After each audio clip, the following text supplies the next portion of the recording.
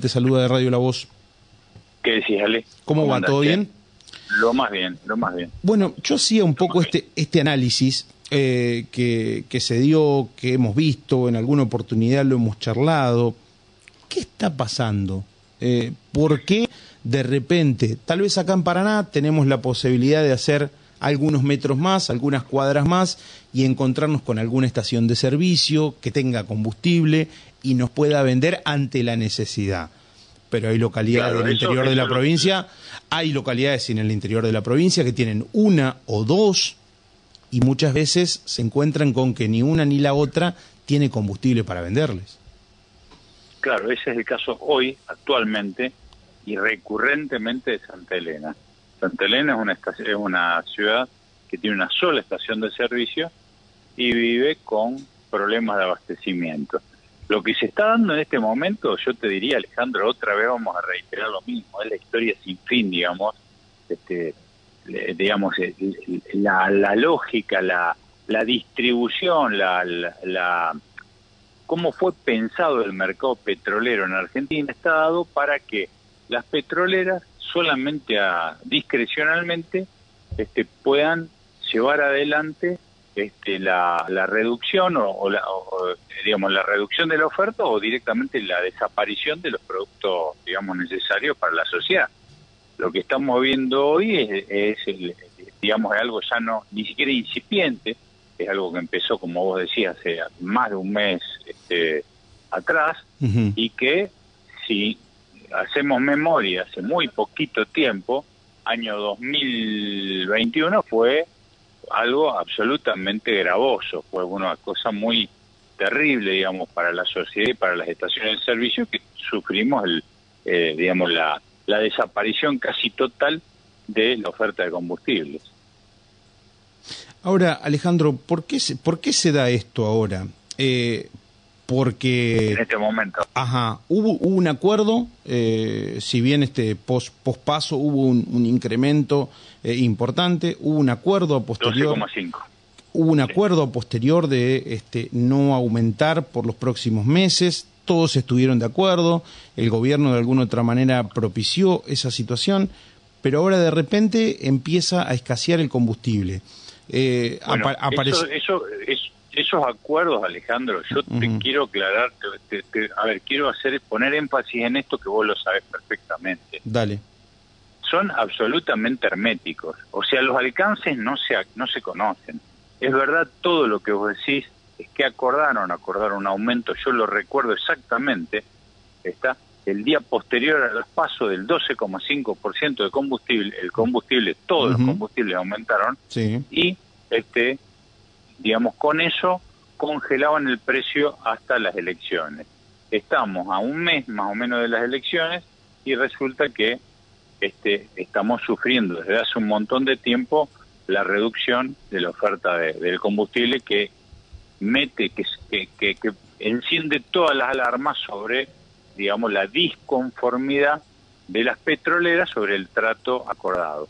Ahora, ¿en qué consistió el trato? Eso nunca se sabe, porque ni el gobierno ni las petroleras participan ni a las estaciones de servicio, ni al periodismo, ni a la sociedad. Estos son tratos herméticos que uno los debería rechazar porque se desconoce, porque vos decís, flaco, en un escenario inflacionario donde el primer mes tuvimos un aumento del índice de precio del consumidor superior al 12,5, realmente que haberse conformado durante 2 meses y pico con no aumentar el combustible, decime que te dieron, cuál fue la negociación, porque bueno, no estamos hablando de la iglesia pentecostal, estamos hablando de las petroleras acá, ¿entendés? Sí, porque, a ver, de última, nadie les da como una exigencia tener que decir que sí, pueden decir que no de última, porque al final parece que firman y lo que firman después no lo cumplen, o están en desacuerdo, o firman a regañadientes. ¿Cuál sería la llave o cuál sería el secreto de hacerlo así? De última, decir, mira, no queremos esto, no lo vamos a firmar, nos vamos a manejar de otra manera, y tal vez sería hasta mucho más previsible para la gente, que es la que termina sufriendo esto, más allá de que por supuesto ustedes en el medio se pierden muchas veces de vender combustible. Ya sabemos lo que ha sucedido con las ventas también, y por supuesto es una cadena que a los únicos que termina perjudicando son a ustedes, que son los que no reciben el combustible y no le pueden vender a la gente tal vez el poco combustible que compran por mes. Sí, también a la gente que se ve, digamos, impedida, digamos, de cargar combustible, y considera otra cosa. Mucho del combustible que está faltando en el canal minorista, que es el que nosotros vemos, el que vos del periodismo ve, va a parar al canal mayorista, cuyos precios están liberados y subieron descabelladamente. Entonces también ese faltante de gasoil que vos estás viendo es una reorientación, digamos, de la oferta hacia un canal que tiene un precio absolutamente disímil, ¿viste? Muchísimo más alto que este. La verdad es esa. Es más o menos como operar en dólar blue y operar en dólar oficial. Una cosa así. Exactamente, Ale. Exactamente como vos lo estás describiendo. Por eso te digo que acá me parece que digamos, se impone finalmente un poco de sensatez y de sentido común, y tratar de resolver esto, digamos, de una forma definitiva, no digamos, para este gobierno y para estas circunstancias, sino en general. ¿Cómo se resuelve eso? Y aumentando la capacidad de destilación, porque digamos, el motivo referido sistemáticamente es la falta de dólares para acceder al producto para importarlo. Ahora, si nosotros somos superavitarios en términos no solamente de gas, sino de hidrocarburos, no tiene ningún sentido que vos tengas que importar el destilado, es decir, el combustible, ya sea gasoil o nafta. Tendrías que poder destilarlo acá, y en todo caso ser superavitario no de petróleo crudo, sino de combustibles terminados. Claro. ¿Entendés? Pero esto no se ha perseguido. ¿Entendés? Mira, nosotros, yo me voy a referir a algo concreto. Nosotros, en la crepuscularidad total de los intelectuales argentinos y de la clase política, nos hemos quedado con las pavadas y hemos perdido las ideas profundas y de fondo. Mosconi hablaba de autoabastecimiento de combustible, de petróleo, pero de combustible en general. Claro. Y nosotros nos quedamos solamente con la materia prima. Con la materia prima. Una empresa, con la empresa, como si la empresa fuera algo en sí mismo. Y en realidad nosotros tendríamos que estar peleando por el abastecimiento,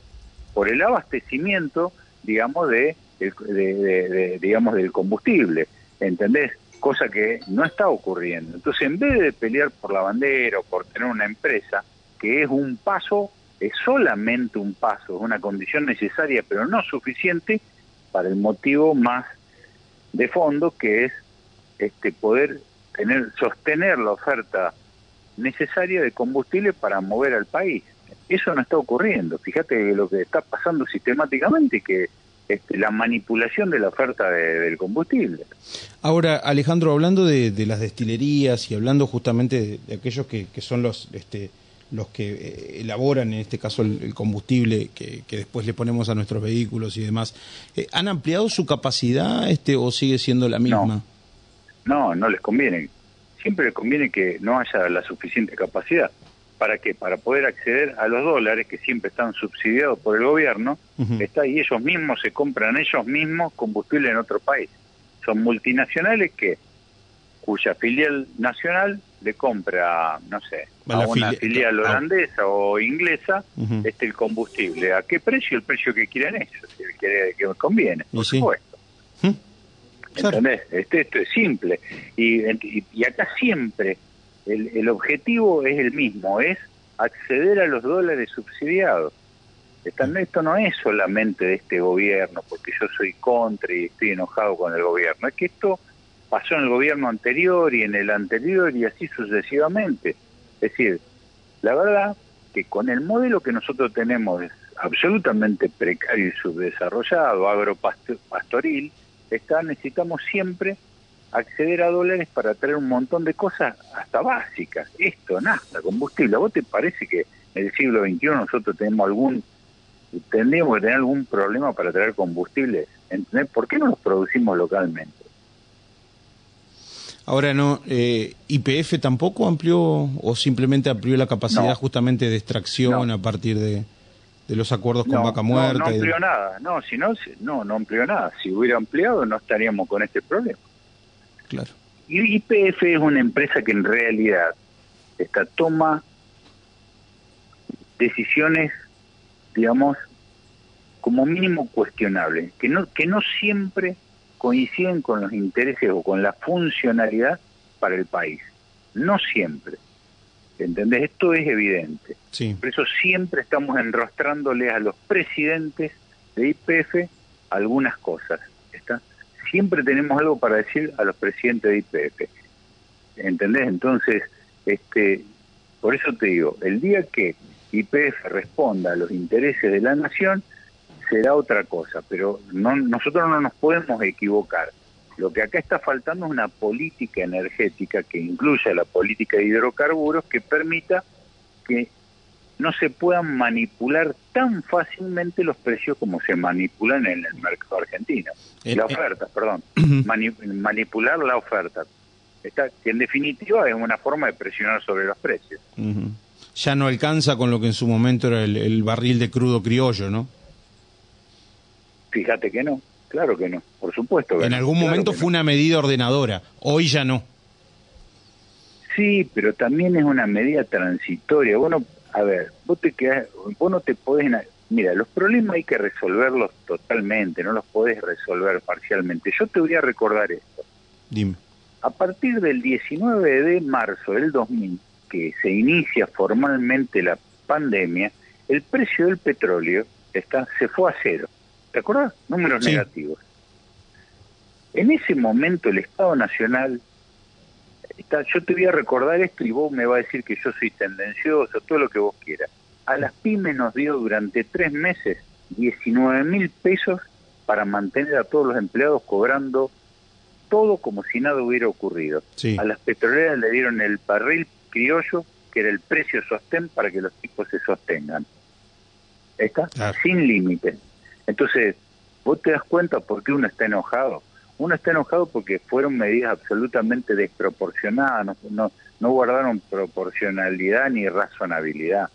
¿Entendés? Vos los sostuviste estos tipos que hoy te hicieron desaparecer el combustible, no una vez, varias veces, desde la terminación de la pandemia a la fecha. Ahora, vos vas a las destilerías, principalmente en la zona de Gran Rosario, de San Lorenzo y todo, y el combustible está ahí, ¿no? La zona de Rosario sí hay destilería, pero reciben barcos. Mira, cuando quieren hacer desaparecer el combustible, los barcos se paran, las boyas no funcionan, se rompieron los motores, siempre hay algo, se cayó el sistema, siempre hay algo para retrasar la entrega de combustible. ¿Entendés? Siempre hay una excusa para que eso ocurra. Bueno, vos en la medida que no tengas una empresa atrás, como tiene Brasil BR, Petrobras, que son los únicos que pueden destilar petróleo, que te sostenga el mercado y que tenga capacidad excesiva, en exceso, que supere varias veces o mucho, digamos, el poder, digamos, de compra del mercado, entonces, bueno, eso no va a ocurrir, ¿viste? No, en la medida que vos permita que las petroleras manipulen los stocks, y, ¿viste? No es que pasa con el combustible, pasa con los cereales, pasa con la harina, pasa con el azúcar, ¿entendés? Pasa con todos los productos, ¿entendés? Los grandes jugadores concentrados tienen un poder que cuando vos no tenés un Estado ágil que puede interpretar rápidamente el mercado y que pueda actuar, ¿entendés? Imponiendo su escala, lo que pasa es un calvario para la gente. Y lo que estamos viviendo acá es un calvario sostenido durante mucho tiempo para la gente, que es la que en definitiva se come el garrón de que desaparece el combustible, que te manipulan los precios y te los suben, qué sé yo. todas esas cosas. Cuando ustedes piden combustible, ¿qué les contestan del otro lado? Te lo mandan, en vez de mandártelo y te lo mandan, te la tenés que pasar pidiéndola y te lo mandan 2 días después, 3 días después, y eso te empieza a generar un trastorno que te empieza a dejar sin combustible. Lo que vos lo señalaste perfectamente.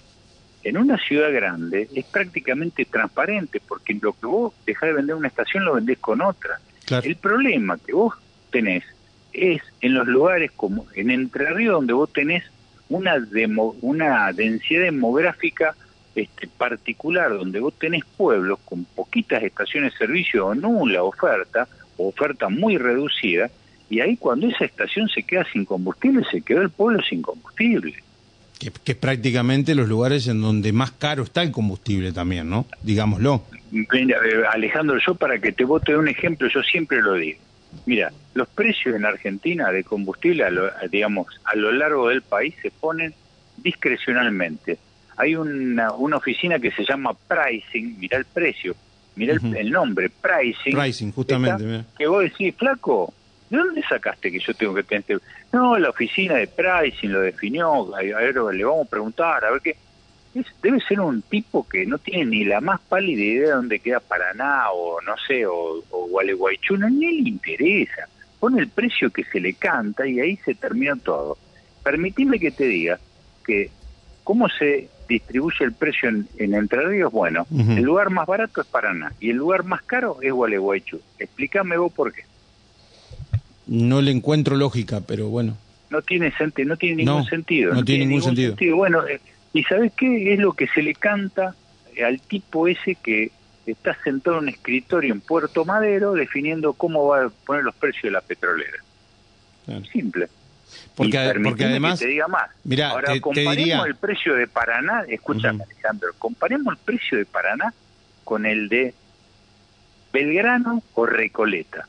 Estamos entre el 21 y el 22% más caro, pero vos entendés eso. Ahora, yo te pregunto, ¿qué dice el gobernador? ¿Qué dice el secretario de Energía de Entre Ríos? ¿Por qué no pone el grito en el cielo? ¿Por qué no se pelea? ¿Por qué no nos defiende? ¿Hay alguna forma, hay algún canal como para...? Y a mí se me ocurre, por ejemplo, mira, vamos a ir al extremo, Alejandro. A mí se me ocurre hasta ir a Buenos Aires y agarrarme a las trompadas con el tarado que pone esos precios. Por ejemplo, vos me decís, pero eso no es incivilizado. Flaco, ¿cuántas nos llevaron así? Hace 4 años que estamos sosteniendo esto, y acordate que en el gobierno de Macri también lo hacían. O sea que, vos pensás la transferencia de recursos que sacaron de la provincia directamente hacia las petroleras con esa diferencia de precios. Es una enormidad. Vos te pones a pensar 21%, una diferencia del 21% entre la capital y el interior. Quien esté en Buenos Aires, que se agarra las trompas, y vos qué le decís, y flaco, yo te hago una estatua. ¿Qué querés que te diga? ¿O no? Y sí. Y sí. Bueno. Porque hoy por hoy hay muchas cosas que sufren incrementos prácticamente diarios o semanales producto de esto, ¿no? Las tarifas eléctricas, algo que definimos nosotros, es una de las más altas del país. Bueno, esa es la historia de nunca acabar también, ¿no? Por el hecho de hablar hablar concretamente de una provincia que es productora de energía, generadora de energía. Por eso te digo que nosotros tenemos que necesitamos una autocrítica, necesitamos un análisis crítico de todo lo que pasó, digamos, sin echar culpa ni nada, solamente constructivo, ¿entendés? Orientado a resolver la cuestión. Vos sabés que en este sentido, Alejandro, me da la sensación de que muchas veces en otros temas se mira mucho a otros países y se habla mucho de los ejemplos de otros países. Y en el tema de combustibles, sin discriminar, la clase política, la clase dirigencial, hace un silencio que te diría que hasta es cómplice. Claro, sobre todo porque en otros países, esto que vos nos graficás acá, se pudo hacer, se pudo aplicar. Pero claro que por supuesto que sí. Y digo, y si hay reglas internacionales Y si hay reglas internacionales que son los que le ponen el precio al crudo del petróleo, son para todos, ¿no? Y esto Sí, que tantas veces pasa, nosotros dijimos acá. A ver, por eso yo lo que digo es lo siguiente, seamos razonables. Si vos tenés los sueldos que la gente gana una miseria en dólares, no puede pretender que el combustible y la polenta estén a precios internacionales porque explotamos todo por el aire. Sí. Entonces, lo que yo creo que tenemos que ser razonables con todo. Entonces, digamos, los precios tienen que estar adecuados al mercado interno. ¿Qué tiene que ser el rector? El objetivo de todo tiene que ser cuidar la importancia de un país que tiene que ver que es proporcional a la de su mercado interno. Más importante el mercado interno, más importante el país. Más chiquito, más moderado, más pobre es el mercado interno, más pobre es el país. Eso es. Bueno, ahí te van a tildar de populista, te van a hablar, de que sos comunista, de que te gusta el intervencionismo, que... Sí, vos sabés que, escuchame, yo tengo una estampita de Marx en mi mesita de luz. Nada, yo soy empresario, me gusta vivir bien, y sé que les vivo de la gente y quiero que la gente esté bien porque si no yo me voy a morir de hambre. Eso es así. Creo que es la concepción de la mayoría de los empresarios pyme, ¿no? Creo que esa es la concepción de la mayoría de los empresarios pyme. Después los otros empresarios... Una especie en extinción. El empresario pyme, una especie en extinción que hay que resolver. Un problema que hay que resolver, Alejandro. Hay que resolver. De las medidas que anunció el gobierno para las pymes y demás, ¿alguna te comprende? ¿Alguna te deja satisfecho? ¿La vas a poder aplicar o no? Alejandro, yo te voy a decir una cosa. Este gobierno está ejecutando a todas las pymes. Las ejecuciones fiscales están a la orden del día. Los embargos de las cuentas de las pymes están a la orden del día. Nadie lo quiere decir. Nadie quiere decir esto. No hay antecedente histórico de lo que están haciendo en este momento. Están ejecutando deudas de abril del 2023. Las pymes. Eso están haciendo con las pymes. No hablemos más. Saca tus conclusiones. Alejandro, como siempre ha sido un gusto conversar. Te mando un abrazo enorme. Un abrazo para vos, Ale. Hasta luego. Alejandro Di Palma, empresario estacionero, un poco dando cuenta de esta situación.